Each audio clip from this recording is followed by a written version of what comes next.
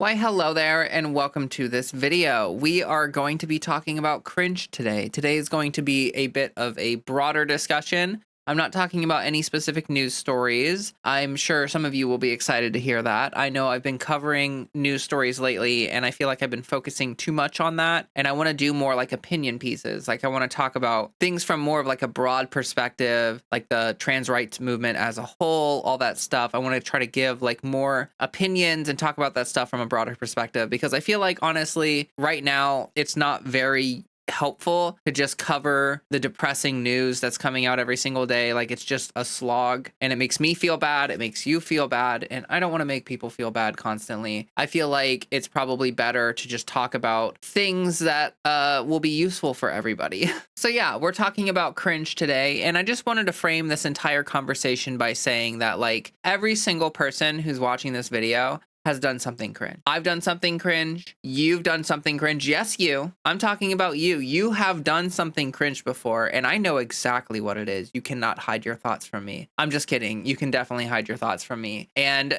I don't know what it is, but I don't need to know what it is because I know that you've done something cringe. So just bask in that feeling for a second, that shared experience of cringe that we've all had throughout our lives. No one's safe from it. Everyone experiences it. No one is uniquely cringe. Everyone is just has an element of cringe in their life, whether you're currently cringe or not cringe. It has been an aspect of human existence for like forever. Now you may be thinking to yourself like, okay, but like, why are we talking about cringe? Like, why is this the topic of this video? That's because a lot of people tend to bring up cringe when they're talking about trans people. Like they'll see a video of a trans person who's like just cracked or whatever, and they will be like, oh, it's so cringe, they're being so cringe, or something like that. And it's just something that comes up a lot when trans rights are discussed, or when trans people are discussed, or when you see a trans person on social media, or like I've seen it a lot in my comment section. A lot of like transphobic people will use cringe as like a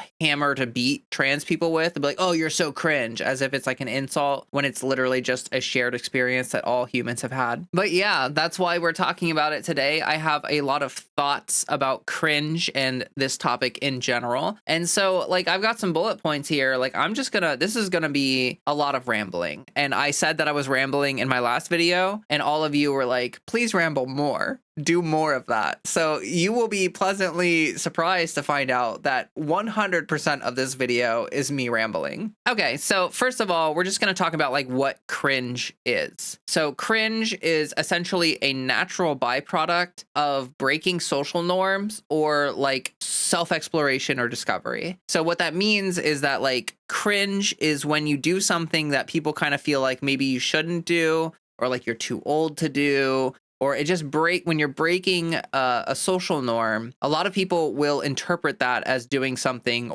cringe or being cringe. And as well, like when people are young, like when they're teenagers, like I'm sure a lot of you have a lot of cringe filled memories from high school or middle school, or whenever you spent most of your time exploring yourself and coming into yourself and like becoming who you are today. There's a lot of cringe that people experience or go through when they're not really sure how to express themselves or how to present themselves, and they're exploring that and they're trying to discover what feels good for them. So obviously, transition includes a lot of this stuff. Like when you start to transition, you're going to go on a journey of self-exploration, of discovery. You're going to break social norms, and that's totally fine, but that means that transition includes, for a lot of people, a lot of cringe moments, especially when people are like baby trans or like really early on in their transition and they're not sure how they want to express themselves, or like they don't have like a lot of experience with makeup or clothes or like whatever they're doing. Cringe just kind of happens. And the message that I want to get across in this video is that that's fine. That's totally fine. It happens. And like, I know that some people make a lot of videos about transition where they're talking about like how to avoid the cringe, like how to move past the cringe into like not cringe. And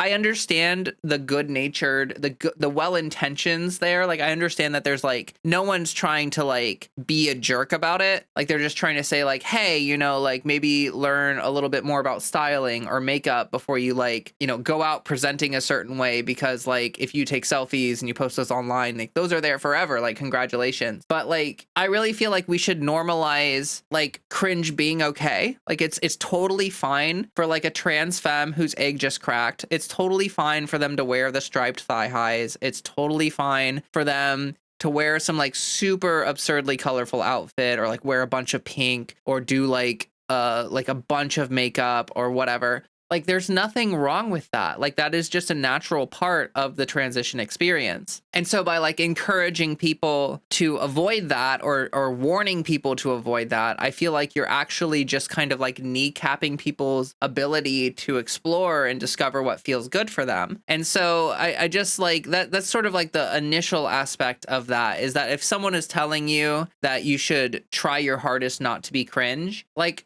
I don't think that that's really a good focus. Like, transition should be about self-discovery and exploration. It should be about breaking down gender roles and coming to terms with like what feels good to you, what kind of expression feels authentic to you. And it doesn't matter what other people expect of you. It doesn't matter what other people think is like normal or right or wrong or whatever. It's what's right or wrong to you. Like, what feels right or wrong to you? What feels good for you? And if some of that involves a little bit of cringe, then like own it. Like, just own it. And like, if someone is cringing at that, we'll talk about this more later, that's a them problem. Now, that being said, I do want to say, like, a lot of people, when they move through the baby trans phase, they do end up at a point where they're no longer like causing people to cringe. Like, they're like, you know, they move into a state where like they have a really comfortable expression where they feel good about it and other people accept it, and it's not cringe to other people. But that doesn't mean that you have to like do that, or that doesn't mean that you have to not be cringe to arrive at a final stage. Like, if you move out of your baby trans phase and you're still doing some things that some people would consider cringe, like, just you do you. Like, just do whatever you feel is right. And if some of that is a little bit cringe, then I mean, oh well. But yeah, I just feel like it's really interesting. Like the transition experience is such a raw experience of self-discovery, of introspection, of like figuring things out, that I think that trying to hide that or skip past it or something is just not really good. Like, that's not good advice, I don't think. I think it's better for people to just go through that stage naturally and experience it. Like, everyone's going to go through that stage, and that's okay. Like, we don't tell teenagers that they need to like skip past cringe.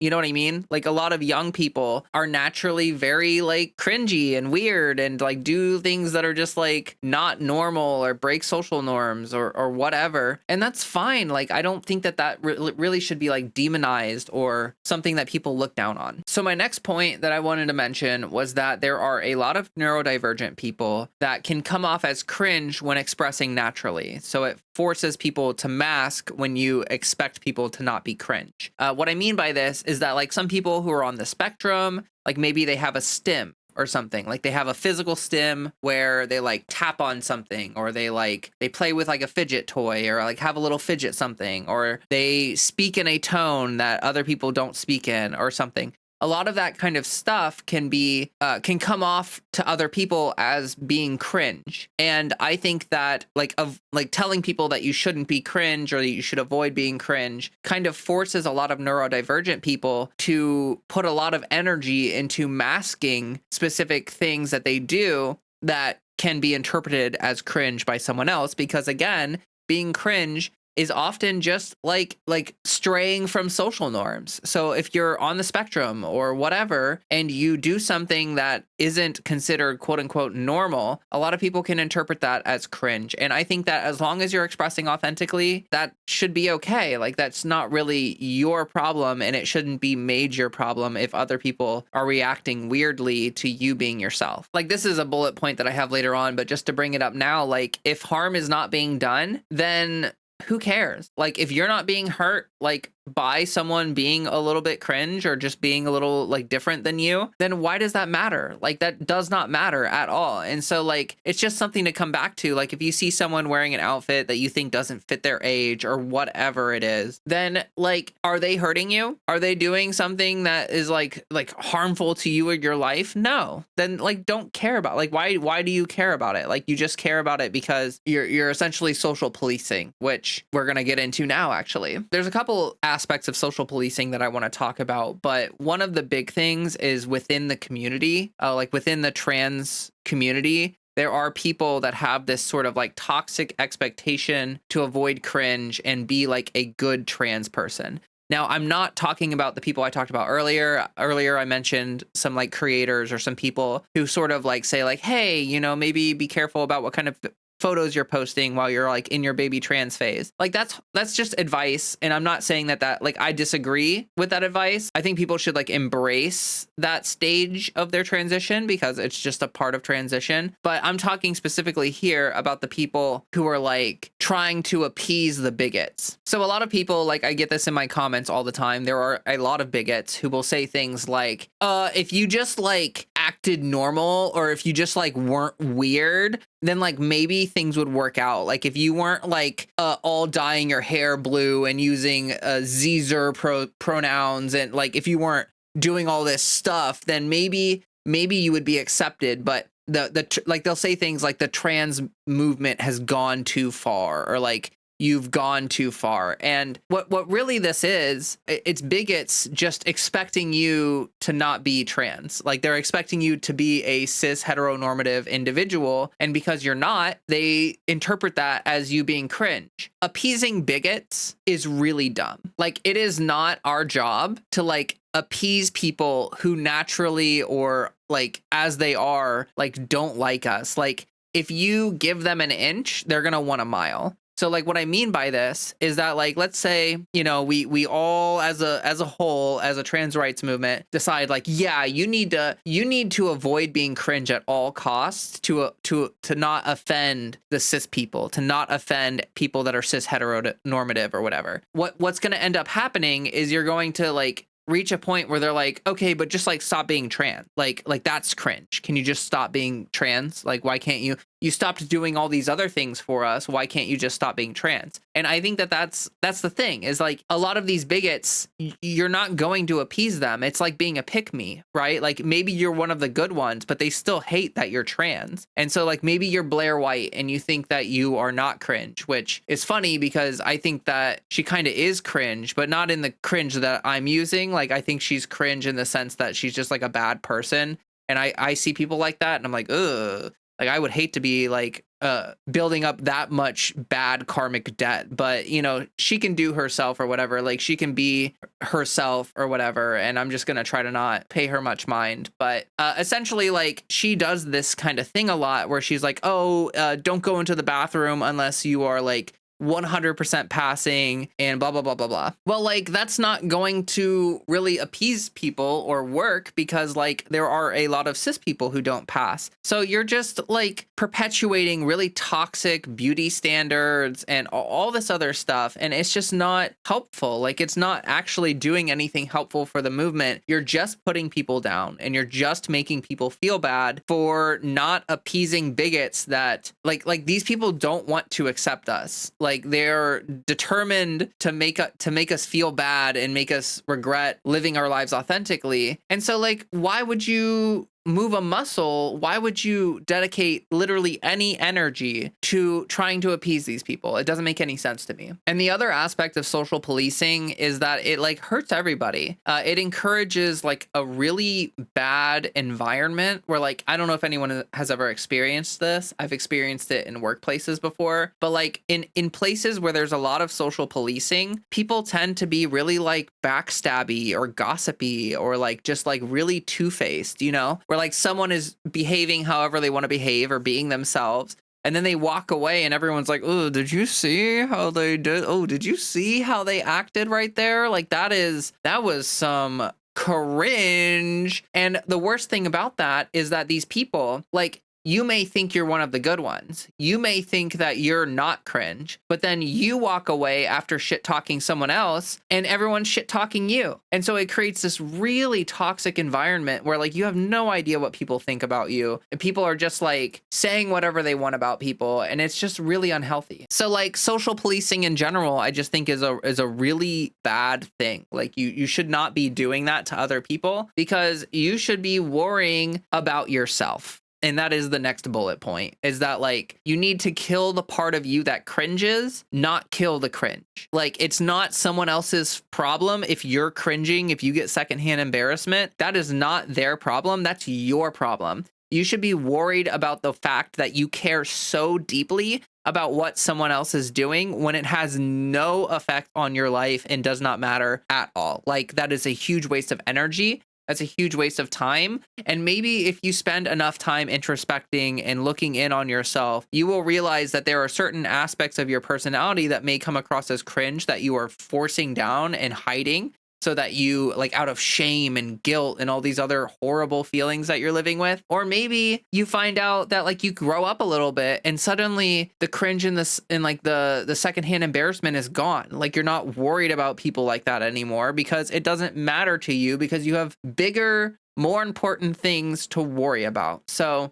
that's just like, I feel like that's like a really understated part of what I'm saying right here. But like I saw like a TikTok forever ago where it was some lady like playing piano and she was singing a song or something. And she was saying, kill the part of you that cringes, not the cringe. And like, I love that. Like, I think that's such a valuable thing to learn in life because like, that's really important. Like, don't turn into one of these catty people who's like so worried about what other people are doing. That's not healthy. That's not a good thing to do. So like, has the trans movement gone too far? Are we too cringe for people? No, not at all. Actually, we are shifting the Overton window. We are pushing the boundaries of what people understand about humanity. And a part of that is going to make people uncomfortable. Like that's natural. And that's not something to shy away from. If we're not making people at least a little bit uncomfortable with their understanding of like sex and gender, then there's probably something wrong there because like transition and transgender people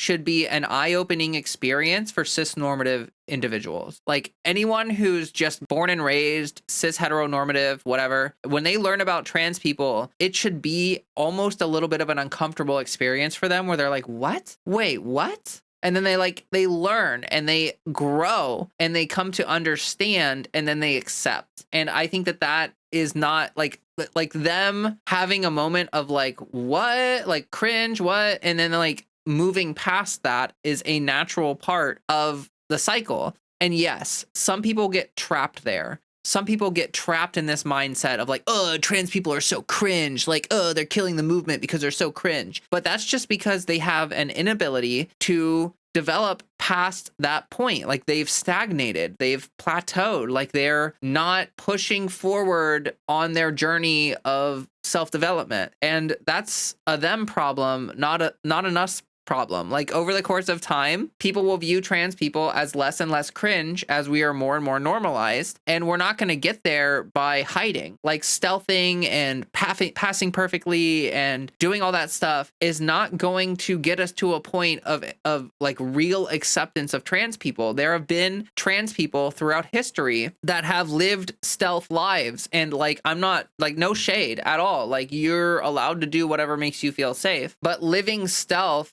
does not like help advocate for the trans rights movement. You know what I mean? Like if you're completely stealth and no one has any idea and you blend in like a chameleon, then you're not really pushing the boundaries. You're not really expanding people's understanding or anything. Like people don't even know you're trans at that point. So you're not doing anything for the trans rights movement. And so if anything, I think avoiding cringe is bad for the trans rights movement and accepting yourself and the cringe parts of yourself and, you know, like allowing yourself to have that early stage of self-discovery where maybe you aren't great at makeup or maybe you're not great at styling. Like that's just part of it. And that's part of the transition experience. And that's part of what people need to learn about transition. It's just like part and parcel of the fact that like you may be 30 years old like I am, and you're going through like essentially the process that teenagers and young folk go through. And like a lot of people expect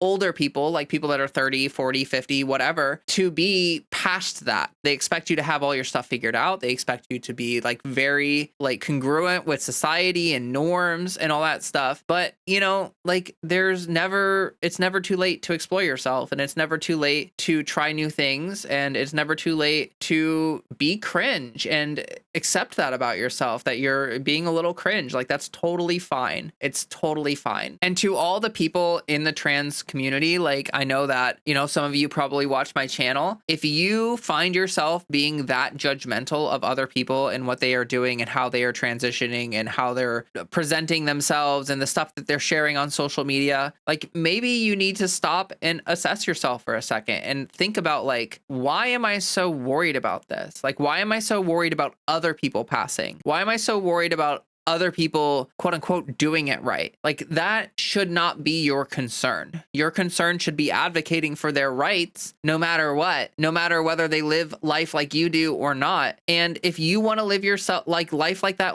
way, like if you want to be stealth, if you want to be one of the quote unquote good trans people, if you want to not push the boundaries at all and play it super safe, then you do you, boo. Like, I'm not here to tell any girlies or whoever, like, that you're not allowed to transition the way that you want to. But the big issue here is pushing those expectations on other people, or even worse, bullying other people into accepting your standards. Like you are trying to force people to accept that you or to think that you are like doing it the right way. And I think that that's the height of arrogance right there. Like if you think that there's only one way to transition and you have it figured out, and anyone that varies from that, anyone that differs from that is like wrong or being cringe or whatever, or hurting the trans rights movement, then like seriously, you need to check yourself, because you are wrecking yourself. And like for real, like I'm sorry if that came across as an attack. Like I don't even mean that as an attack. Like I tend to be very straightforward and honest with people, and sometimes maybe that would be interpreted as a little bit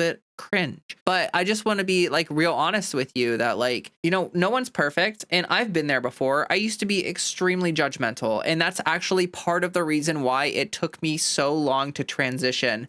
I want to be super vulnerable with all of you right now and admit that I was kind of a little bit like that kind of person I was talking about earlier, where like I didn't transition because I didn't know if I would pass. I didn't transition because I didn't know if I would fit in with society anymore. I didn't transition because I was afraid of the social backlash. I was afraid of the discomfort of people knowing I'm trans, or of any of that stuff. And that really kneecapped me for a long time. Like I would see trans people online and I would be like, I'm insanely jealous of you, but I don't have the courage to take the journey that you're taking. So instead, I'll just make myself feel superior. And I'll say like, oh, actually, I'm better than them because I'm not doing what's good for me. Like it's a very weird headspace to be in. And I've been in that headspace before. And so like, in a way, like I understand what it's like. Like I understand what it's like to feel like a little bit judgy and a little bit critical of other people. And I'm here to tell you that that is not the way. That's not the way we move forward. That's not the way we fight for our rights. And that's not the way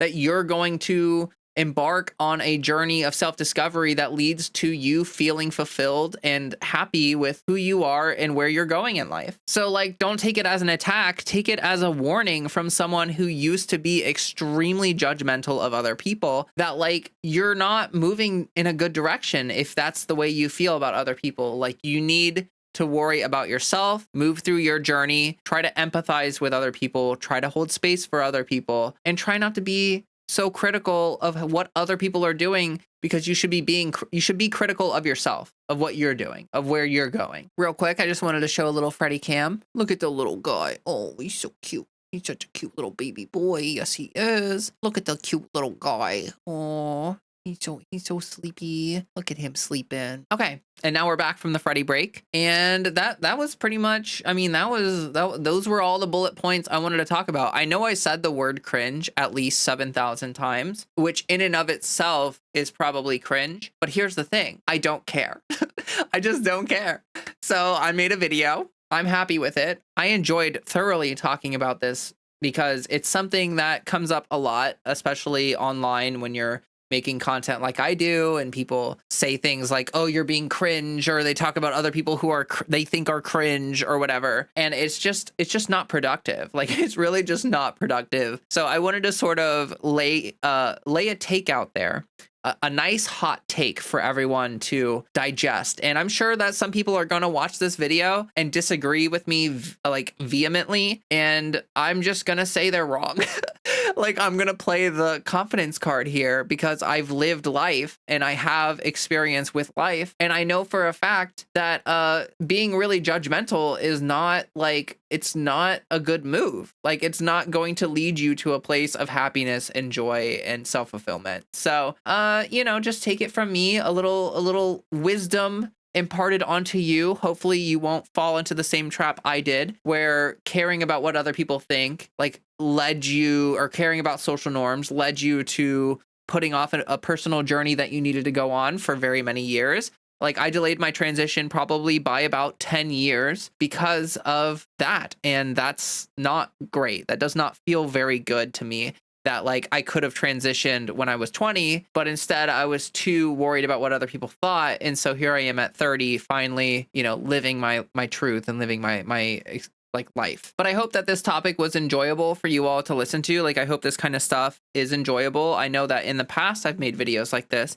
that have done pretty well. And I don't know if this video is going to do well. Honestly, the algorithm kind of hates me right now, but I want to make more content like this because I enjoy it. It's like, it's nice. And I feel like, I just put a little good out into the world. Like, I just put a little wisdom out there, put a little something out there, some good vibes out there. And I feel like that's important, especially in this day and age, to have conversations like this so that we can move forward with a better understanding. And heck, you know what? Like, if someone disagrees with me, at least we're having a discourse. Like, at least there's a discourse where they have a point, I have a point, they have a point, I have a point, and we keep making these points back and forth. And whoever comes out on top, or whoever gets their point across, whatever. Like, it, you know what I mean? Like, it's good to have conversation.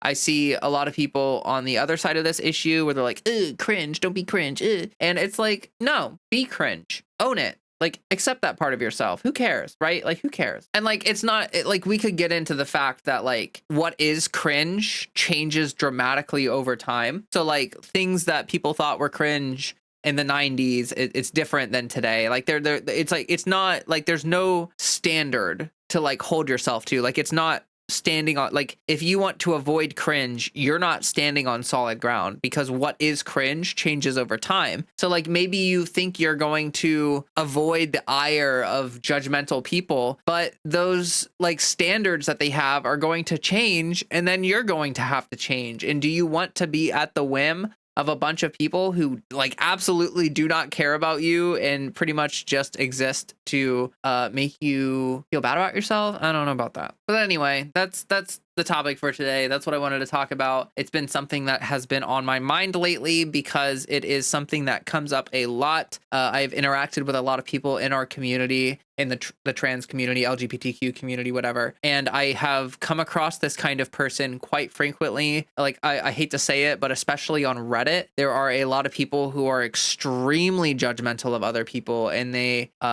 freak out at cringe people. And I've seen this, like, in Discord. I've seen it all over the place. There are people who are deathly afraid of other people doing something that might be interpreted as a little bit cringe. And I think that they need to worry about themselves and not other people. Anyway, if you don't hate me after watching this video, please hit the like button, subscribe, and comment down below. I'm actually really curious what people think on this topic. Like, even if you disagree with me, I love engaging with people. Like, I was a philosophy major in school. I studied philosophy. I studied music. But in terms of like studying philosophy, I love engaging with ideas. Like, I'm not the kind of person who just immediately shuts down someone's idea because I disagree with it. I like to engage with people's ideas and try to learn how people really feel about things, like break down their ideas and then come to my own conclusions about it. So like, I will listen to other people's points. Like if someone has a counterpoint, if they want to disagree with me respectfully in the comments, I am super happy to read that. I'm super happy to even reply to it. But if you comment and you're like, all trans people should die or something, then like obviously no. But yeah, please, and also like share the video or whatever. Like just try to help me out a little bit here. My channel is struggling right now, and I'm hoping that maybe I can do a couple things to bring some life back here. But like my last video did super badly, which is kind of understandable in a way. Like, I don't know. Again, I've been focusing way too much on the news and not enough like broader discussions. So like more opinion pieces.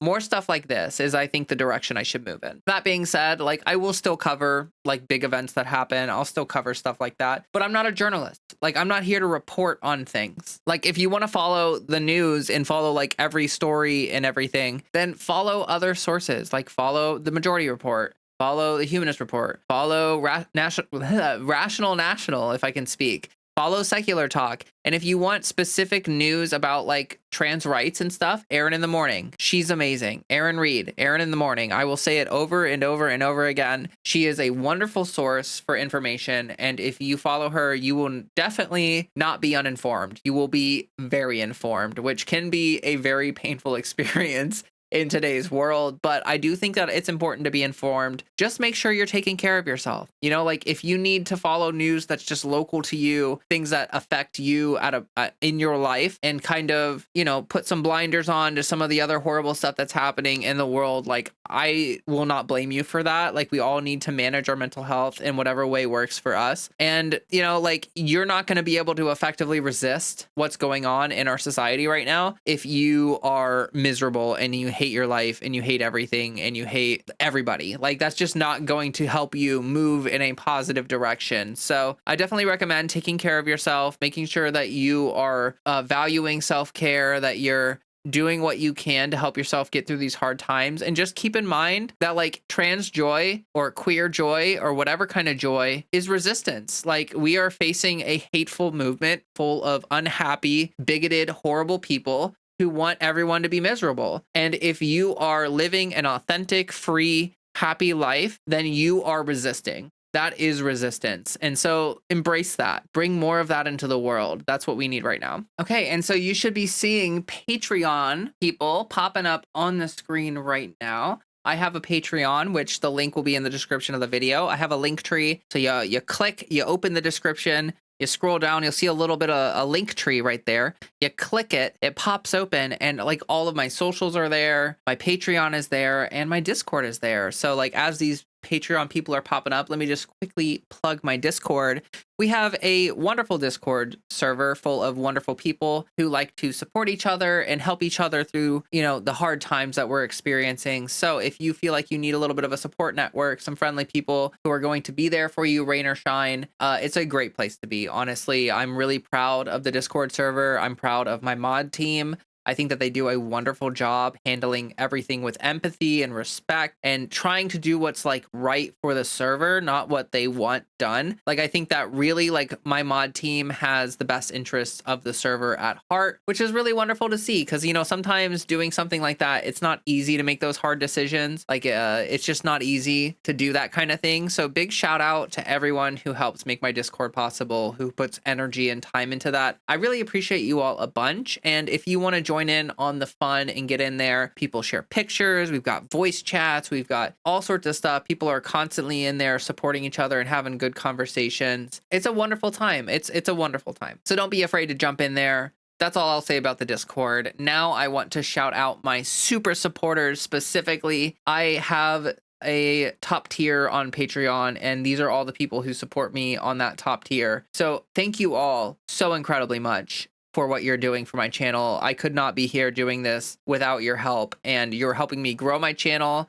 Hopefully I can make more content, better content over time with something like this, it has been really hard to like ad revenue and everything has just crumbled to pieces in front of my eyes. Like I am making a fraction of what I was making even 4 or 5 months ago. So the Patreon stuff is actually like really important. So thank you like a bunch. So we have Art, Katie Starr, William the Concurrer, Mark Yablonsky, Gwen Vaughn, Kendra Brooks, Andrea Uhara, Yucatan, Kira, Sophie's Dead Name Walking, Ultraviolet Vadu, Chastity, Kate, Fiona Dobson, Cal Fiore, Jasmine Wilson, Maddie, Trisha Pizzafred, Katie Bug, Sarah J. Buck, Nikki Notzel, Sarah, and Sam Howard. Thank you all. Like from the bottom of my heart. I genuinely like I feel like I can't thank you enough. And so I will stop trying at this point right now. But thank you. All right. And with all that being said, I think it's time for me to wrap this one up. So I will finally announce that this is the end of the video, which I'm trying to avoid doing earlier in the video because it kills retention when you tell people